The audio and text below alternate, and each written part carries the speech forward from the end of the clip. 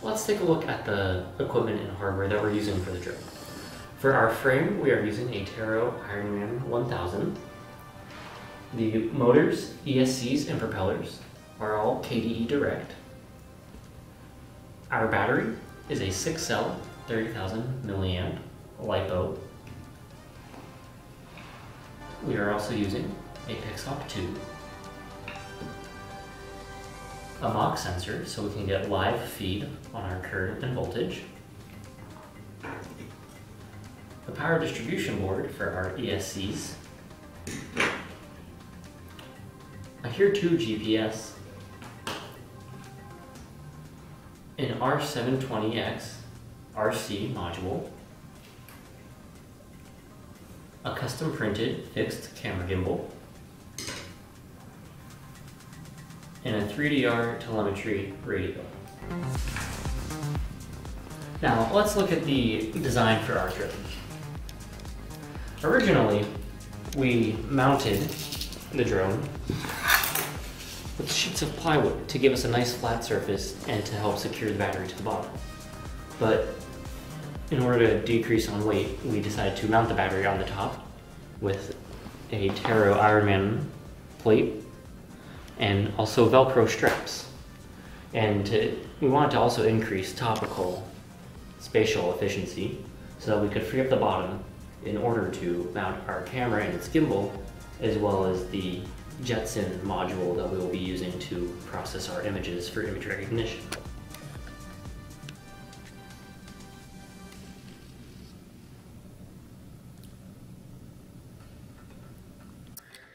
Looking at the bottom of the drone, you see that there's a lot of free space. And that's so that we can install the NVIDIA chip and give it room to breathe, so that it doesn't heat up other components past a point of safety. On the side, we have the PDB mounted in order to help counterbalance the weight that is offset by the camera.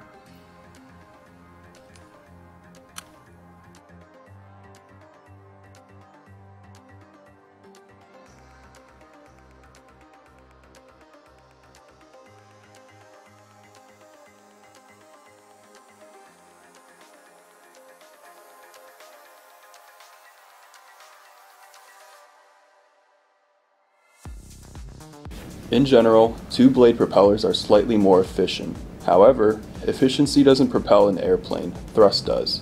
Thrust is needed to overcome drag and weight, helping the aircraft climb. Usually a propeller with more blades will perform slightly better as it distributes its power and thrust more evenly in its wake.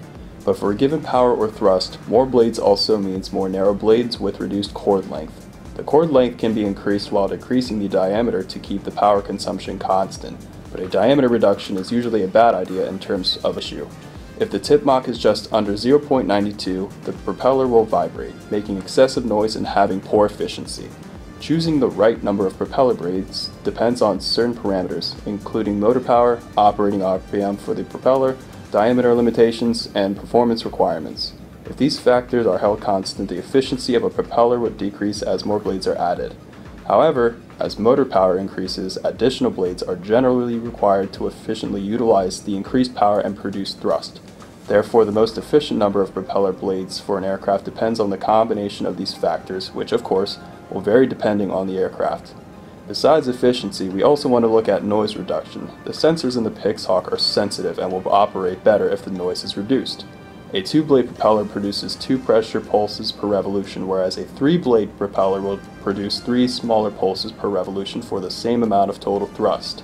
As a result, the 3-blade prop will be inherently smoother and therefore quieter.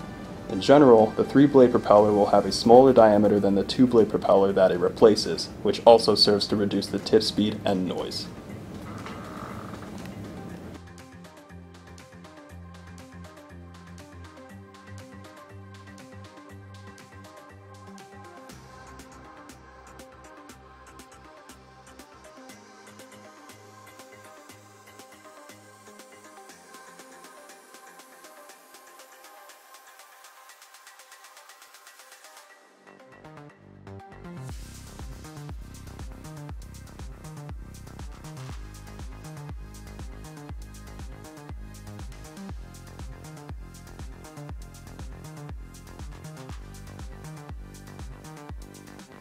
After assuring that both the EagleEye and the Zephyrs met the FAA and CNUUAS safety protocol, we set out to do full-on mission testing.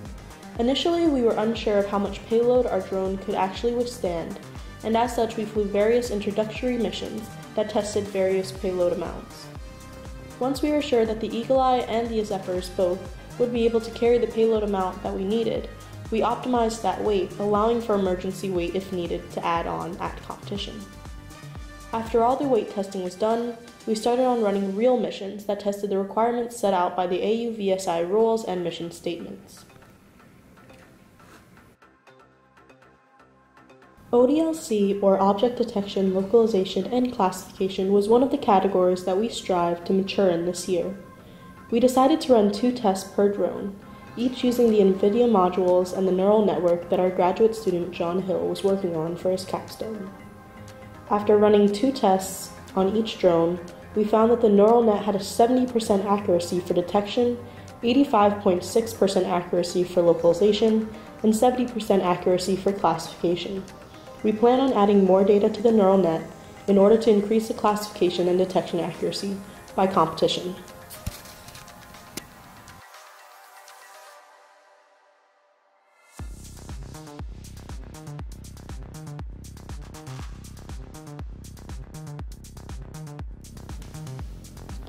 In terms of autonomous flight and waypoint accuracy, we completed 2 full-length tests per drone as well. After creating a mission planner waypoint file which included a polygon geofence as well as 520 waypoints, we set the drones to work.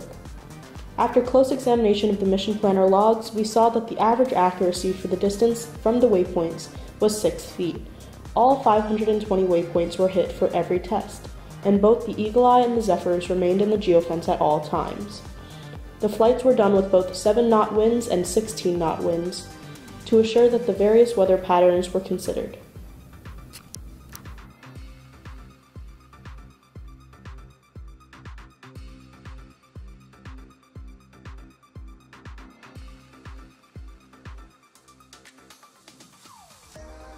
Our overall mission accuracy has increased over the months that we have been testing our drone.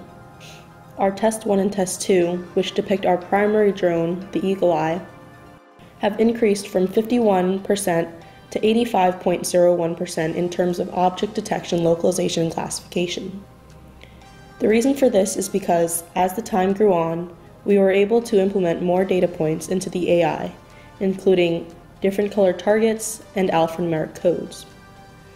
Autonomous and waypoint recognition were both at 100% because they were the first things we tested, assuring that our drone can hit over 500 waypoints accuracy, as well as having a completely autonomous flight. This leads us to having an 83.66% for our Test 1, which included the 51% ODLC, and a 95% for Test 2, which included a 85.01% for ODLC. Overall, this increase in accuracy shows that our primary drone is in good standing for competition. Our Test 3 and Test 4, which are the backup drones, include a 79.66 to 88.39% accuracy for ODLC, Autonomous and waypoint stay exactly the same, completing full-length missions with 100% accuracy, which leads our backup drone to have a 93.22% accuracy and 96.13% accuracy.